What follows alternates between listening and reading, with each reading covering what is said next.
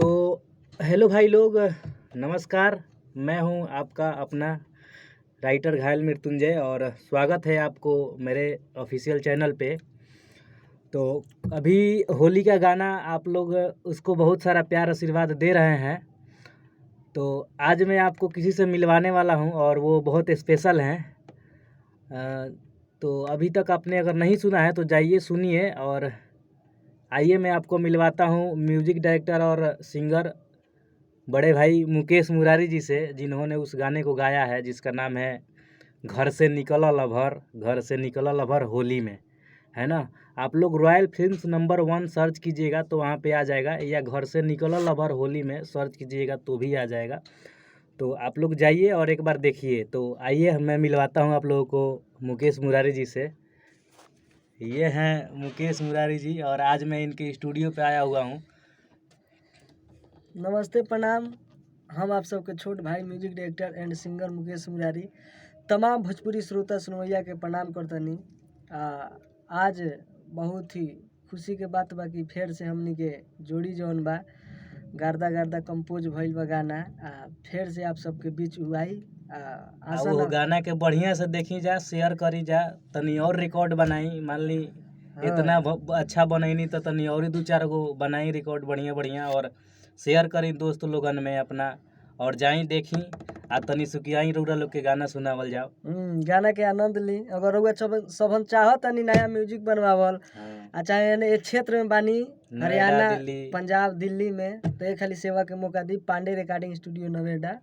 Contact number आपको description box में मिल जाएगा और वीडियो का जो वीडियो है गाना है घर से निकला लभर होली में, उसका भी मैं लिंक दे दूंगा डिस्क्रिप्शन बॉक्स में। आप एक बार जरूर देखिएगा। आइए मैं थोड़ा सा आपको गाना सुनाता हूँ।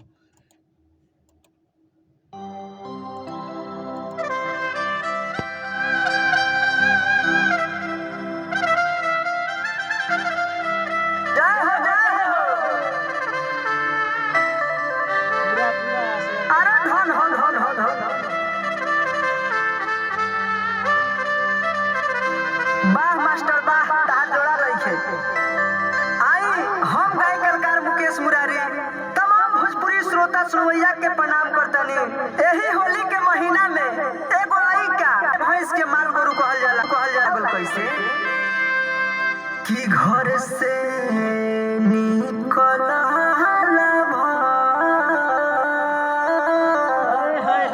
मोध चुगैले बेया कि घर से निकला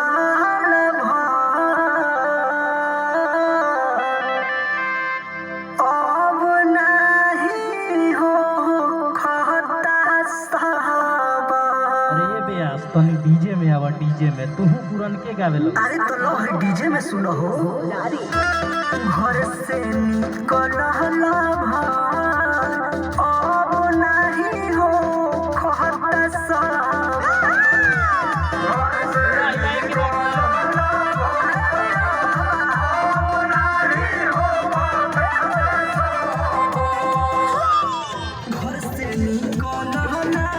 भाई स्टूडियो हमनी के छोटा मोटा आई बढ़िया काम करके देहल जाए।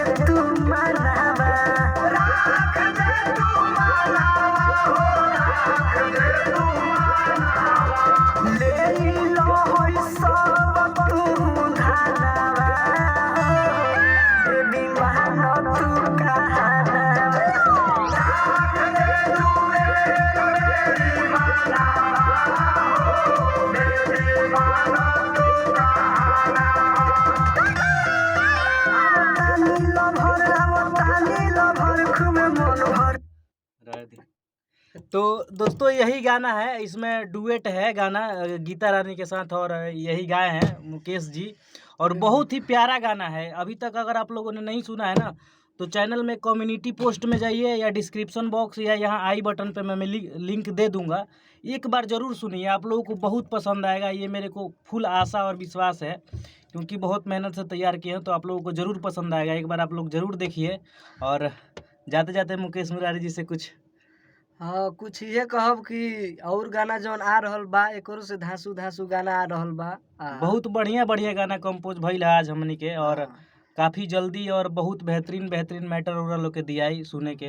तो रॉयल फिल्म्स नंबर 1 पे जाई सर्च करके और देखी गाना, ऊपर चाहे घर से निकलल अवर होली में भी सर्च करब तो आ जाई।